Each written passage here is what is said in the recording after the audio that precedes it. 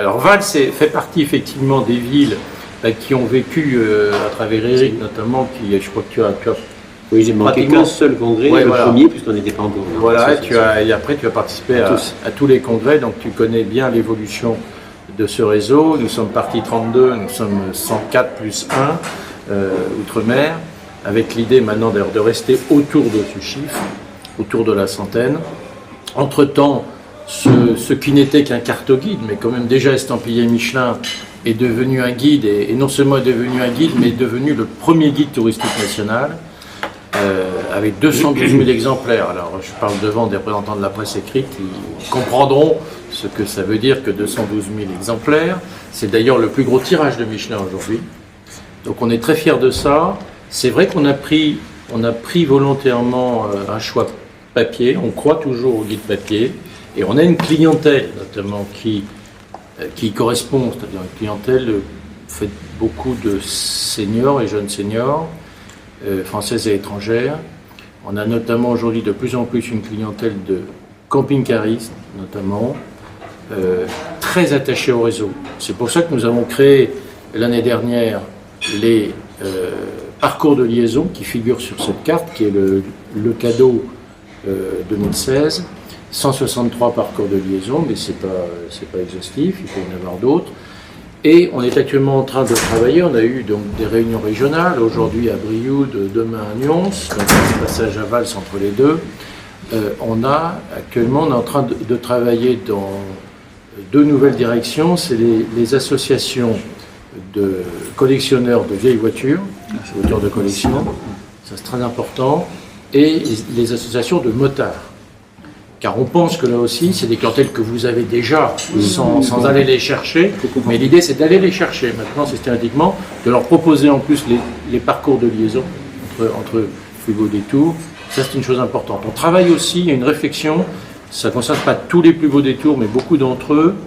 Le tourisme Saint-Jacques-de-Compostelle, enfin, tout ce qui est randonnée, Saint-Jacques-de-Compostelle, Saint-François d'Assise, beaucoup qui sont sur ces chemins. Ça devient très important aussi, ça. Alors, il y a aussi une réflexion à travers les villes thermales, parce qu'on s'aperçoit qu'il y a quand même beaucoup, il y a au moins une bonne vingtaine, hein, Eric, de villes thermales dans le réseau aussi.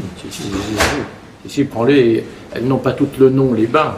Non, mais je les connais toutes, mais Lectour en fait partie, Gréoux-les-Bains, Plombières. Non, on en a, il y en a pas moins, hein. Il y en a beaucoup, il y en a encore qui sont candidates d'ailleurs, Digne-les-Bains, candidat cette année par exemple, c'est là qui me vient à l'esprit. Saint-Amand. J'étais à Forges-les-Eaux lundi, Saint-Amand bien sûr, qui était là aussi. Non, il y en a beaucoup, y compris des eaux, Saint-Galmier, elles ne sont pas toutes thermales pour le coup, mais qui ont aussi des eaux minérales. Donc voilà, il y a toujours cette idée de partage d'expérience. Hein, ça c'est d'autres caractéristiques du réseau. C'est partager les expériences. Et Jean-Claude, tu as fait allusion aux audits que nous faisons avec Michelin. Nous avons démarré le 4e audit, c'est-à-dire que tous les 4 ans, les villes sont auditées. Déjà, Val, ça a dû en avoir 3, je pense. Donc, et ça vous a permis d'améliorer un certain nombre de choses. Et on a constaté nous-mêmes que vous aviez, en termes de fleurissement, mais vous êtes aussi un exemple sur certains plans en termes d'animation, de propreté, etc. C'est une chose importante. Et ce qui nous avait plu à Vals-les-Bains, ce qui était intéressant, c'est qu'au-delà d'être simplement une ville thermale, c'est aussi une ville qui a, par exemple, en termes gastronomiques, qui a des choses originales. Moi, j'avais toujours été marqué par la bière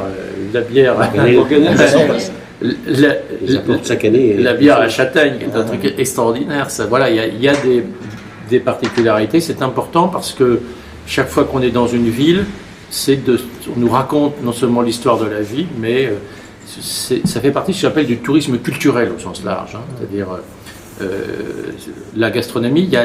Dans nos villes, il y a du patrimoine matériel. Là, vous êtes moins gâtés que d'autres, c'est vrai. C'est votre handicap. Évidemment, les sarlas, les loges, les fleurs, etc. Vous n'avez pas moins de bâtiments classés. Mais je dis aussi, il y a le patrimoine immatériel. Le patrimoine immatériel, ça, chacun peut d'abord le créer. Et c'est notamment, c'est la gastronomie, c'est des choses comme ça qui font, c'est aussi toute l'animation de la ville. Il faut être dans des villes qui soient animées. Et je sais que vous vous battez beaucoup dans cette direction.